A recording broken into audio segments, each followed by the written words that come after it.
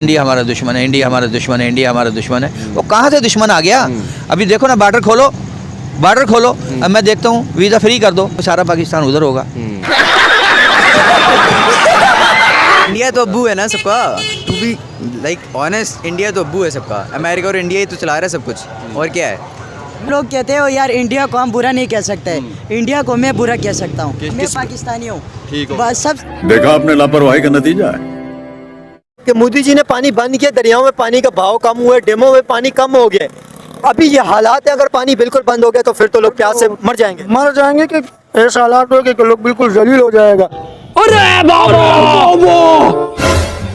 हमारी एक्सपोर्ट क्या है? फुटबॉल, चावल, गंदम। यार ये नहीं, उनके देखो उन्होंने टाटा बना ली, क्या कहते हैं, कितनी जियो सेल, रिलायंस बना ली। यहाँ पे सिम है, जय जोंग, वो भी बाहर की आ रही है। यार आप ऐसे नॉर्मल हम जैसे बात कर रहे हैं, दो लोग खड़े हैं बैठे, जैसे ही इंडिया और पाकिस्तान का नाम आता है ना, वो एकदम से लोग ऐसे, मतलब उनके जज्बात, उनकी वो उछल। ईरान ने युद्ध खत्म करने का बड़ा संकेत दिया है, वॉर ब्रेकिंग अप तक पहुंचा दे। ईरान के राष्ट्रपति मसूद पेज़ेश्कियान ने साफ कहा है कि उनका देश अमेरिका के साथ युद्ध खत्म करने के लिए तैयार है। बड़ी खबर, अमेरिकी रक्षा मंत्री का बड़ा बयान है। दरअसल ये बड़ी खबर है, ट्रंप की शर्तों पर खत्म हो जाएगी जंग।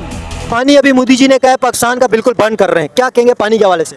ये कि लोग बहुत परेशान है कि पानी वजह से कि पानी है ही नहीं, इसलिए मैं चाहता हूँ कि लोगों के लिए आसानी हो, कि सबके यहाँ पानी भी है, सब कुछ हो।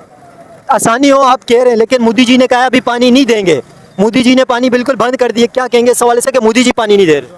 उनको सोचना चाहिए ना कि मुसलमान फिर कैसे जिएगा, कि पानी भी नहीं है, गैस भी नहीं है, बिजली भी नहीं है, काम भी नहीं है, फिर उसका कैसे जिएगा बेचारा। ये तो उनको सोचना चाहिए मुसलमान के बारे में। तो मोदी जी अपने मुल्क के बारे में सोचेंगे या मुसलमान के बारे में सोचेंगे? अभी कई बंदों को सोचना चाहिए कि यहाँ भी कुछ रहते हैं आवाम कि जिनके यहाँ खाने का नहीं है, पानी नहीं है, गैस नहीं है, बिजली नहीं है।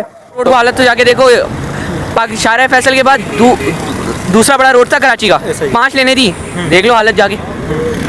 तो आईटी जो है, इनको आईटी में क्योंकि अभी ChatGPT है या के जॉब्स खा रहा है ग्राफिकल डिजाइनर्स की, वो उसको बोलो पोस्टर बना के दे दो, वो 2 मिनट के अंदर पोस्टर बना के देता है। वेबसाइट भी बना रहे हैं, वो नहीं बना रहे ना, और बिजनेस वेबसाइटें भी बना रहे ChatGPT। आपने आईटी की बात की, आईटी के अंदर इंडिया और पाकिस्तान का कितना डिफरेंस है? आपको कुछ इस चीज़ का फैक्ट्स का पता है?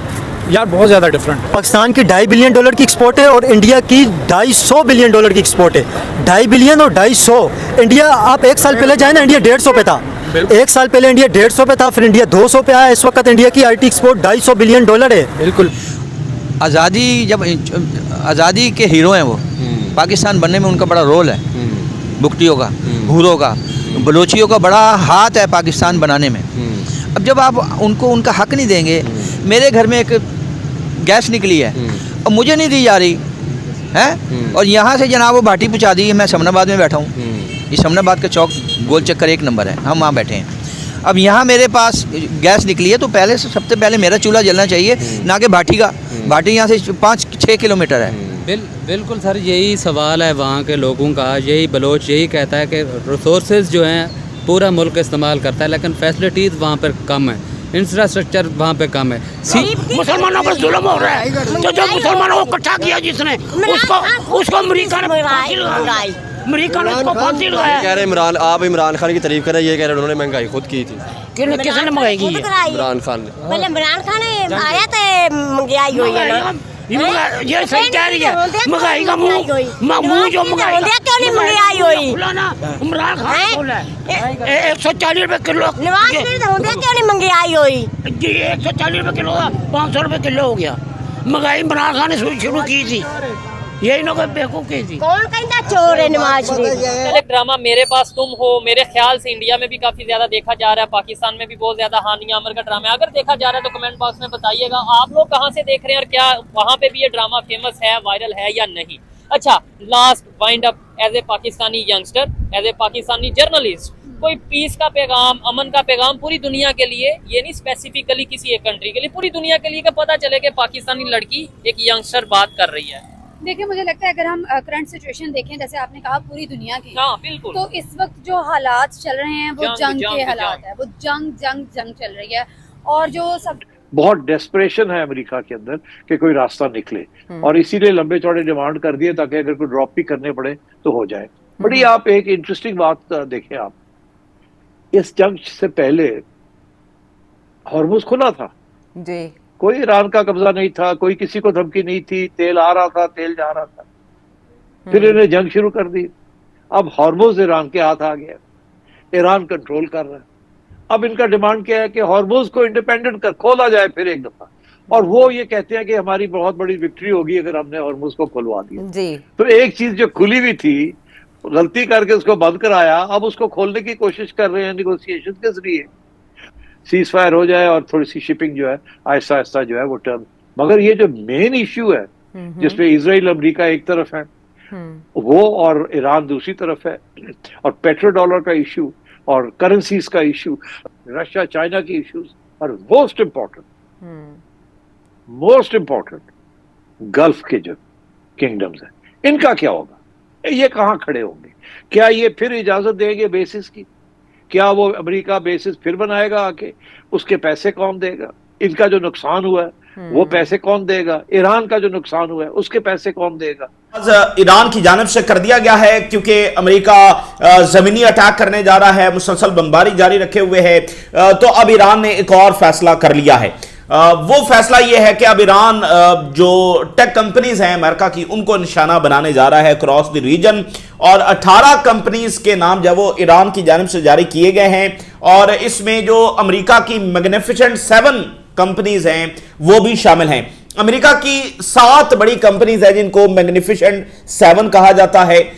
ये ना सिर्फ अमेरिका की 7 बड़ी टेक्नोलॉजिकल कंपनीज हैं, बल्कि हिजबुल्लाह की जानिब से बहुत शदीद तर जवाबी हमले जो वो किए जा रहे हैं, जिसमें हाइफा को सबसे ज्यादा निशाना बनाया गया है। इजरायली मीडिया ने तस्दीक की है कि हाइफा के मुख्तलिफ एरियाज के अंदर धमाके सुने गए हैं। हाइफा के अंदर जो इसराइल की स्ट्रेटेजिक बेसेस हैं, नेवल साइट्स हैं, उनको निशाना बनाया गया है। और फिर हाइफा से ऊपर लेबनान बॉर्डर की तरफ जो अहम तरीन उनके कोस्ट लाइन सिटीज हैं उनको निशाना बनाया गया है, जिसमें आज सामने आ रही है वो ये है कि अमेरिकी सदर कहते हैं कि मैंने हर कीमत पर डील कर लेनी है। और सुनने में ये भी आया है कि ईरान के वजीर खारजा ये कह रहे हैं कि स्टीव विटकॉफ मुझे डायरेक्ट मैसेज भेज रहे हैं, लेकिन मैं जवाब नहीं दे रहा, नेगोशिएशंस नहीं कर रहा। ये इसके ऊपर भी कमेंट कीजिएगा। और पाकिस्तान के वजीर खारजा जो हैं वो चाइना गए हुए थे, और 4 फॉरेन मिनिस्टर्स पाकिस्तान आए हुए थे। और तार साहब, पहली दफ़ा इस दफ़ा ये हो रहा है कि इंडिया का नाम नहीं आ रहा दुनिया में किसी भी डेवलपमेंट में। वो अपने ही पता नहीं किधर होते हैं आजकल। पहले तो जयशंकर साहब हर जगह पे डिस्कस होते थे, प्राइम मिनिस्टर का डिस्कशन ये हो रही है कि जो पाकिस्तान के वजीर खारजा चाइना गए हैं, बेसिकली उसका लार्जली मकसद क्या है और उससे क्या निकलने वाला है। देखिए, 4-5 चीजें तो मैं आपको बताना चाहता हूं कि जो पाकिस्तान करने जा रहा है। उसमें पहली बात तो ये है कि, और वो पाकिस्तान और चाइना का मेन एजेंडा है, पाकिस्तान और चाइना का वो मेन एजेंडा है, और इसी के ऊपर पाकिस्तान और चाइना काम करने जा रहे हैं। पहली बात तो ये है कि पाकिस्तान और चाइना चाहते हैं कि इमीडिएटली सीज फायर हो। अमेरिका की जानिब से 2000 वजनी पाउंड बॉम्ब का इस्तेमाल किया गया है ईरान के शहर इस्फहान में। इसके अलावा ईरान ने सब कुछ या सबसे अहम चीज़ जो है वो पाकिस्तान से मांग ली है अब तक की।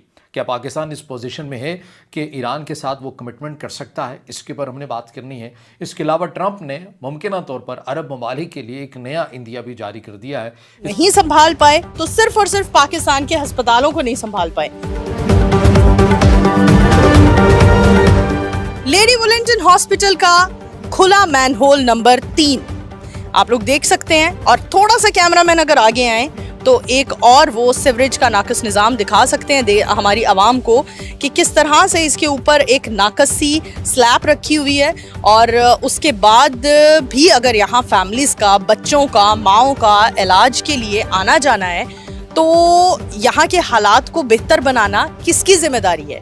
कौन है आखिर इस सारी सूरत हाल का जिम्मेदार? अभी इजराइल पर मुसलसल हमले किए जा रहे हैं। अब माहिरीन के मुताबिक अगर ये रास्ता भी बंद हो गया तो दुनिया भर में तेल की आलमी कीमत जो है वो $200 फी बैरल तक जा सकती है, और दुनिया को तेल और गैस की फराहमी शदीद मुतासिर हो सकती है।